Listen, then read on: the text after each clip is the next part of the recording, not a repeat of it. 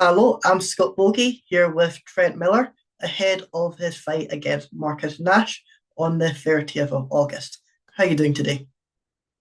I'm great today. How are you, man? I'm doing not too bad. And how has this training camp been so far? I know we're around 15 days from the fight. I feel great, man. I think I'm in the best shape of my life right now. Feel more prepared than ever to take on my opponent come August 30th. And you've been training at Extreme Couture. Obviously, a lot of great fighters have come out of that. Sean Strickland, Chris Curtis. How has that been for your development? I mean, it's been great. Like you said, I'm surrounded by some of the highest level guys in the sport. I do get rounds with Sean Strickland in on occasion. When Francis Ngannou was training there consistently, like I had sparred with him at some points. Uh, Chris Curtis as well. Today I sparred and I got a couple of rounds in with Caio Borales. I'm pretty sure that's how you say his name. He's the Yeah. number 12 ranked guy in the UFC right now. He's fighting Jared Cannonier in a couple of weeks. Um, and we got a couple of rounds in today. Like I'm constantly training with some of the best guys in the world, and it only makes me better. I was going to say, do you think being surrounded by that type of caliber is improving your game? Oh, 100%. I mean, if you're the best guy at your gym or the best guy in the room, like you're at the wrong gym. You need to go somewhere where there's guys that can beat you up. Like if your only adversity you face is in the actual fight, like you're gonna crumble when that comes. You have to have your hardest rounds in the gym, honestly. And you are coming off of a defeat in your last fight. However, that was from short notice. I believe you got the invite about 20 days from fight night. Is that correct? Yeah, it was relatively short notice. I don't want to say that's the reason why or anything No, yeah. that, the loss happened. Because I try to stay in shape year round, like I'm always ready. There's a few things that went wrong in the preparation and a few things that went wrong in the fight. And I think I've learned a lot from that experience.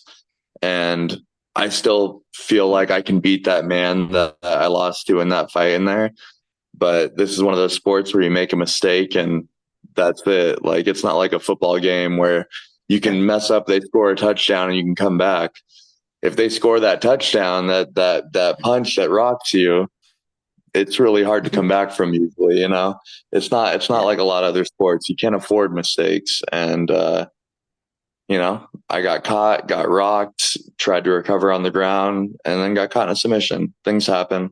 Learned a lot from it, and I think I'm better for it. Yeah, I was gonna say that. Do you feel like the in the defeat that you do get, you learn a lot more about your game than what you can do with a victory? Definitely. I think as tough as taking a loss is, it's not my first loss. I've lost when I wrestled. I've lost in other sports that I played before. I've lost in jiu-jitsu matches. Like, uh, I think you learn a lot more from the losses than the wins. I mean, my wins prior to that loss, a lot of them were very short first round knockout wins where I barely got touched. What do you win? What do you learn from that? You Yeah. learn, oh, I can punch hard. Like if I connect, I'll probably put someone to sleep, which is good to know, but it doesn't make you a better fighter. Uh, but when you lose, you really have to sit there and reflect like what things went wrong uh, in the lead up to the fight, during the fight, and look at it from all areas. And you don't really examine things as deeply when you win a fight pretty flawlessly. Yeah, exactly. And with your opponent Marcus, I think he's had like 5 fights altogether, including his amateur career. Including your amateur career, you've had 12 fights. Do you feel like that experience is good in the octagon will help you? Oh yeah, that experience is a huge difference for sure. I mean, that was like my last opponent the one I lost to. He had a ton more experience than me, for example. So, and he faced a lot of guys that have gone on and made it to the UFC. Like that experience is invaluable. I mean, it makes you a much better fighter. Uh, I think where I'm at now, after having had 12 fights altogether between my amateur and pro career, I'm a lot better than I was when I only had 5 fights altogether in my Yeah. amateur career. Um, And especially if you look at his fights too, most of them are short. He got a lot of first round finishes. Like I said, you don't really learn a lot from that. You learn I hit hard. Like, sure, I can agree. He hits hard. I see it. Um, but implementing that basic of a game plan, I'm going to come forward and I'm going to hit him and it's going to put him out against someone that actually knows what they're doing is a lot easier said than done. And I think my experience will definitely show when I fight him on August Yeah. 30th. And do you feel like, obviously, all his victories have came on the feet? Do you feel like this is going to be a standing battle between you two, or are you looking to implement some of that jiu-jitsu, that wrestling background? It can be. I think I started as a wrestler before anything, and that is where my background is. Although I have enjoyed going for the knockout, it is a very satisfying feeling to remove someone's consciousness temporarily by connecting with their chin. Uh, I definitely would like to do that, but I'm not gonna discount where I feel like I have an advantage either. Think I think I could win the fight wherever it goes, but I do think that on the ground is where I have more of an advantage. Although I've barely seen any of his ground game. Most of his fights have again been short. Uh, so maybe he's better on the ground than I expect, and maybe I'll have more success on the feet, and want to keep it there Yeah, after I start landing some punches. So it's hard to say which direction this fight will go. I think I'm going to try to mix it up and mix my punches and kicks on the feet as well as mixing those level changes and takedowns, and think keep him guessing and show that experience that I can fight wherever. And he's going to have to figure out how to adapt to that. And I don't think he has the experience to be able to. yeah, exactly. Showing that all-around game that you do possess. Exactly. Now, how big do you feel like with the main event on your card it is between Hunter Azure and Vince Morales? Both of those guys have had UFC experience. How big is it having that as the main event? I mean, it's a pretty big deal having that as a main event for sure. Like you said, they both have been in the UFC. Like they are high level fighters. I am excited for it. I definitely am rooting for Vince Morales since he's on Team Vegas. Yeah. And I think he's got a good shot at taking it. I think Team Vegas all around's got a good shot at taking this over Phoenix for sure. Um, I like this like team style thing they're doing for this. It's a cool thing to implement. It makes it seem like a bigger thing than just your fight. Like I'm not just focused on my fight now. I'm Yeah. thinking about all these other fights going on. And do you feel like more shows should kind of do that, put areas against each other?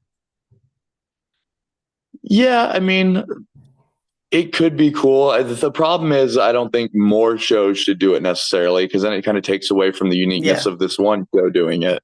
So I think other shows got to find their own like gimmick to lean into. But Yeah.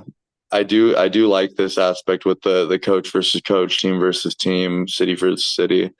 Like it is pretty cool. And there was an older MMA league, I feel like back in the day that did a concept like this. I can't remember what they were called now off the top of my head, but I know there was something like this before where they did like a team versus team type of card. Well, I know here in the UK there's a promotion called Octagon, and they have kind of done that before where they've put countries up against each other. So there is some of it around, but there's not too many. And speaking Okay. about other gimmicks, you do have some big organizations like the PFL, who does have their structured league format, and then also the playoffs. How do you find that kind of format? Yeah, I mean that format's cool. I like that it brings a change to how a lot of other organizations are run, and that's kind of like how this these matchups are too. Like it's a point system. It's not even at first when it was presented to me, I thought it was like three out of the five Vegas guys win, then Team Vegas wins. But no, I Yeah. found out just a couple weeks ago that it's based off of points. So it's like getting that first round finish means a lot for your team versus uh, just winning a decision. And I think especially the point system, kind of like PFL, but with the team and Yeah. like knowing these other people depend on you to get that quick finish, like I think that's going to inspire some like high paced, like action packed fights for sure. Because I think everyone's going to be like, I need to get him out of there in the first or second round. Like I need to get my team as much points as possible. Like a decision is not going to cut it. And do you feel like it does put more pressure on getting that finish? Definitely, especially when a good potential amount of the money you could be making is put on your team winning. Uh, that definitely puts that pressure to get that quick finish because who doesn't want to make more money? Exactly. So is that kind of like how your contract for this fight had been structured? You obviously have your show money, your win money, and then is it a bonus for if your team wins?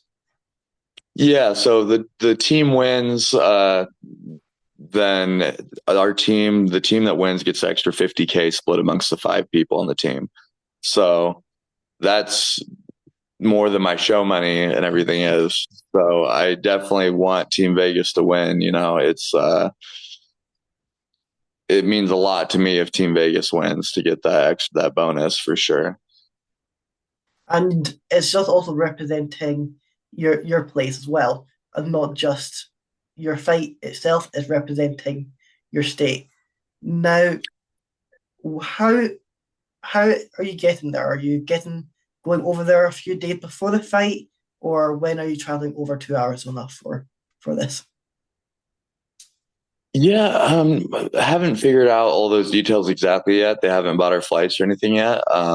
But definitely going to be getting there at least a couple days before. I like getting there to my destinations the day before the weigh-ins at least to give myself a day to kind of adjust. And I just hate being dehydrated for the weight cut when I'm on the plane. Like I'd rather do it just in the comfort of my hotel room.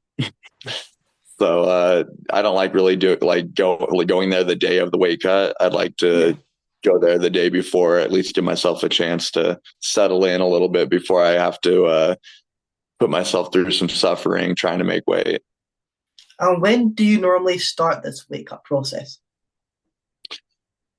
I mean, it's a complicated question because it starts in multiple parts. Like the dieting down, losing the body fat starts out like as soon as I hear about the fight, essentially, to make sure I'm as lean as I could be. So I have to Yeah. cut less water weight. Uh, so that could be months, or if I hear about a fight on short notice, as long as my weight's not too ridiculous, like it could be a couple weeks before of just dieting a couple pounds off. And then the week of a fight, I'm going to be cutting water weight. So the water loading starts a week out from the weigh-in day, and tapers down right before the day before weigh-ins until I'm consuming nothing for the day of weigh-ins until afterwards. And through my water cut, I mean, I usually cut up to 20 pounds of water weight in that week. So as long as I'm sitting between 200 and 205 pounds a week before, I can cut that much water weight. And obviously, when are you looking to get back into the octagon? We are in August. Are you looking to get in before the end of the year, as long as all things go well in this fight? Yeah, obviously, assuming all things go well and I'm healthy and everything, I'd like to fight again before the end of the year for sure. I've wanted to fight, and I've usually fought 3 to 4 times a year every year since I started, even my amateur career. Unfortunately, things don't always go to plan, so it's injuries sometimes have kept me out of the cage longer than I'd like to. But I believe I'll probably be fighting again in October, November, December at the latest. I'm definitely going to be trying to look for another opponent right after this one, assuming I'm happy and healthy. And do you like having like after the fight going straight back into the gym, or do you normally take just a wee bit time to yourself afterwards? It really depends on how my body is feeling and how my mental state is, after the fight. Like my last one, after the loss, I was slightly concussed too, so definitely needed a break there. So I took a week off of really doing much of anything before I got back in the gym, and then I didn't even spar again for like another month. Um, but if the fights go well, which I've had fights before where I took no damage, I was right back in the gym training that Monday. And is there any promotion that, like any big promotion that's looking into you just now, or any talks? I know obviously the Contender Series is there, the UFC call up possible, or do you think we could see you in LFA again? Cage Fury? What's the plan for the future?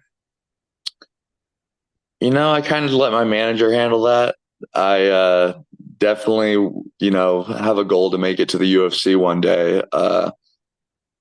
But if other opportunities present themselves that are more appealing in the meantime, like I'm definitely going to take them. Kind of just taking it as it goes and taking it one fight at a time and not thinking too far ahead of myself. I don't want to get too far ahead of myself. I'd like to finish this fight, win this fight, and then see what options present themselves from that, you know?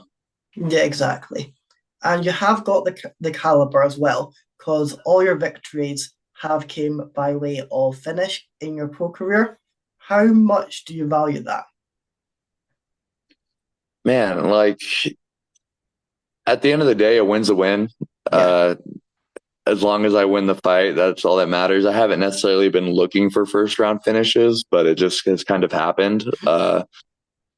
If you connect with a clean head kick or you connect with a clean punch and you hit and kick as hard as I do, it's usually going to put someone out. I definitely like that I've been able to make the highlights I have in my pro career so far. And I think it does help me look appealing to an organization like the UFC because they like those people that can finish fights and don't just eke out yeah. boring decisions. But at the end of the day, I'm just there to win the fight. I'm not necessarily trying to get a quick finish. Maybe in this one because of the point system, like we discussed, but I'm looking for my opportunities. I try to be patient. I try to wait for the right opportunity to strike and get that finish and not necessarily try to force it. Because I feel like when you start forcing things, that's when you make mistakes. You got to wait for them to make the mistake and then capitalize on it. And what was it that got you into the cage? I know you said you have got that wrestling background. Was it just transitioning from the wrestling to maybe just some jiu-jitsu and then just bringing it all together? I mean, I wanted to fight for years longer than before I started fighting. I trained on and off when I was in high school. So at the age of 14, I did do a little bit of jujitsu, a little bit of Muay Thai, along with my wrestling. Like I would do it during the summers while I was also playing football for my high school. So I would be in two a days all the time. I'd go to football practice in the morning, go home, shower up, eat, and then go do a couple hours of like kickboxing or wrestling. Um, I always wanted to fight. My parents were super against it, so it kind of never really happened until I got older and could do my own thing. Um, so it's always been in the back of my mind, and I honestly thought I had too many sports injuries back in football and stuff to make it a reality. But then, as the years went on, and shortly after my dad passed away in 2019, I decided life's short and might as well give it a shot and see how far I can take it. And it's been going well so far. So I'm going to keep pushing and I'm going to keep pushing until I feel like I physically am unable to anymore. So I'm sorry to hear that about your father. And how has the support from your mum been for your career? I know you said she was against it at first, but has she came around now? She's more supportive than she was. I would still say she tries to tell me that she wishes I didn't fight all the time. She's went to a couple of my fights, so and has been there watching through her closed eyes, essentially, though covering her face the whole time. I guess I can't blame a mother for not wanting to Yeah, watch her child get punched and elbowed and kicked and kneed in the face. yeah. Um, So I can't blame her to some extent, but it's definitely been tough getting her fully on board with supporting my career decision to be an MMA fighter. But does it feel good knowing that even though she's not fully with it, she is still coming to these events? Yeah, and it's nice that she has been able to support me to some extent. Again, like I said, I understand her feelings towards it, and I can't fault a parent for feeling that way. But my family otherwise is pretty supportive, and my wife is my number one supporter for sure, and she's there for all my fights, has been in my corner several times, and that's what matters to me the most, is that my significant other, my wife, is there supporting me and wants me to pursue my dreams and believes in me. So that turned perfect. I'll just let you get on with the rest of your day. Thank you for coming on. I'll let you have the final word. Is there anyone you're wanting to shout out? Thank you for having me, Scott. I'd like to shout out my coach and manager, Roman Isbell, for helping me get this far in my career and taking me under his wing and making me a better fighter and helping me get my fight opportunities that I have. I'd like to thank all my training partners and other coaches over at Extreme Couture. Again, without that gym, I don't know where I'd be. One of the best gyms in the world, hands down. And I'd like to thank my sponsors, Blunt Transparency and uh, NFT Kid, also Contenders Clothing. They're always hooking me up with free shirts. So I've modeled for them a few times. If you look on their website, you'll see me under their Rocky collection specifically. But yeah, thank you to my fans and friends and everyone that's been supporting me and been watching. And big thank you to my wife again for being my number one supporter. Well, that was great. I wish you the best of luck for your fight, and I'll hopefully be able to speak before your next fight. Definitely sounds good, Scott. Thank you for having me.